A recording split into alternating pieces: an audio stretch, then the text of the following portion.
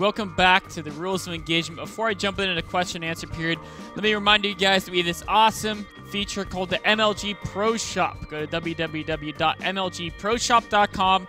There's a lot of cool stuff. You can get backpacks, t-shirts, glasses, etc. Feel free to browse at your leisure when you're during a commercial break or whenever you get a chance. Maybe there's something there you want to buy as a gift or even just for yourself. Now we're going to jump into the question and answer period. First question is going to be from Tiago Carvalho, and it's, why do you choose to play Protoss? So I actually started playing Protoss in Brood War. So this happened SC2 Vanilla, I played random, and then Brood War came out in '98, and I played a little bit of random in Brood War. But the one thing is as I started to get a little bit more serious and started to play, you know, not pro Brood War, but like competitive amateur games. You're playing a solid game on tournament maps, and you're playing against people who are pretty good, you know, on like some of the Game My servers or Korea or whatever.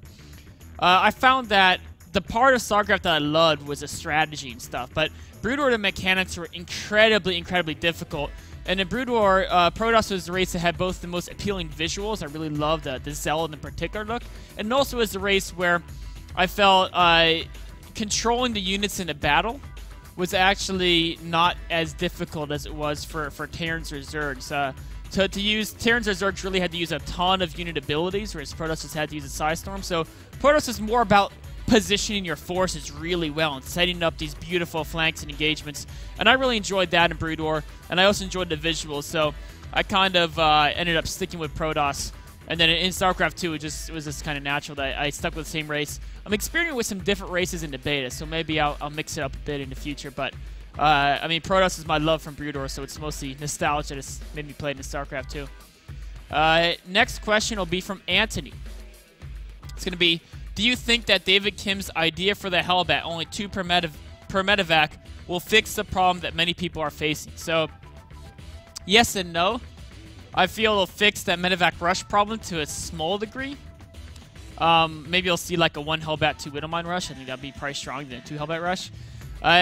It'll make that a little bit weaker, but not even that much weaker, because you can just expand faster and not build as many Hellions, and you could do 2 Hellions from the front, you know, in normal mode while the Hellbat. I don't think it'll make it that much weaker, but it will make that draw play a little bit weaker. But I don't think that's a problem with the Hellbat. The current problem with the Hellbat is that in fact, actually, let me do something really quickly here. Let me show you guys, because I know you guys may hate me because I use numbers a lot. Oops, I opened the wrong one. But I like numbers. I think numbers are pretty cool. And here we go. And the problem with the Hellbat, as I see it right now, is all in the numbers, right? So let me give you guys, because people don't even know the numbers. This is how much damage a Hellbat does, right? 18 to armored, and 30 to light, okay? These are big numbers, and its attack speed is 2, right? So you divide that by 2, it does 9 damage per second to armored, 15 to light, okay? Now, these are just numbers, so put some things in comparison. A Roach, you know how much damage a Roach does?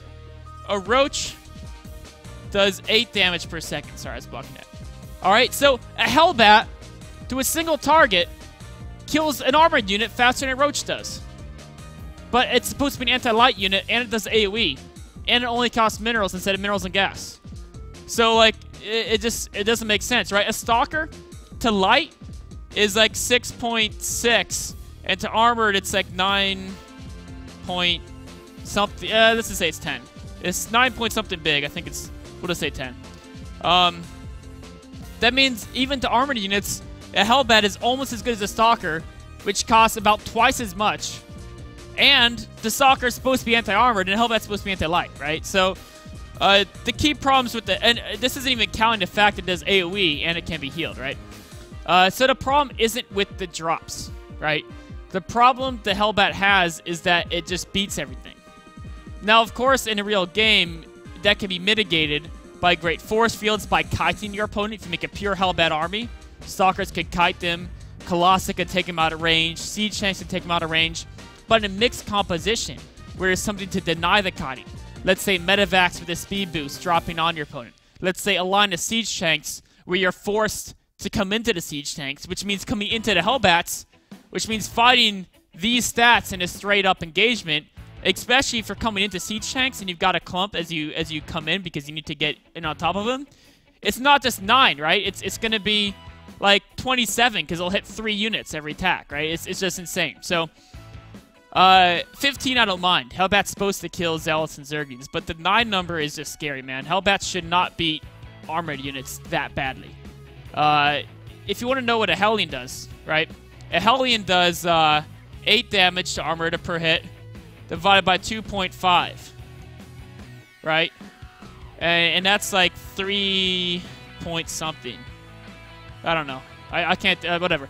But it's like a third that, right? So it's just crazy, man. It doesn't, it's not the problem that you can fit 400 medevac. The problem is it just kills things in combat. So I think you need to tone down the armor damage on Hellbat a little bit, and it'll be great, because then it'll fulfill its purpose. It'll be a great tanking unit for the siege tanks and mines. Mech needs that tanking unit to help buffer damage because they don't have the Vultures plus the Spider Mines they did in Brood War. It'll still fulfill that purpose if you lower its damage. And it will still clobber Zealots and Speed Zerglings. It'll still be really fun in drops. It'll still kill workers. It'll be great at all that fun stuff, but it won't clobber Roach armies with just like... I actually had a game where I made like 8 medevacs, 32 Hellbats, and the Zerg players maxed some Roaches. I just literally moved my medevacs over to Roach army, just dropped them all, and then the Roach army just died. So I don't think Hellbats should counter like Roaches that easily. Anyways, sorry I kind of rambled there a little bit, but I think their anti-armor damage is too high, basically, is what I'm saying. Anyways, that wraps up this episode of Rules of Engagement. Tune in tomorrow at 5 p.m. Eastern for another match in the European Showdown. It's going to be Mana versus Bly, and then, of course, at 7, or right after that match, it'll probably be earlier. Right after that Mana versus Bly match tomorrow, it's going to be Rules of Engagement, analyzing today's match between Stefano and Titan.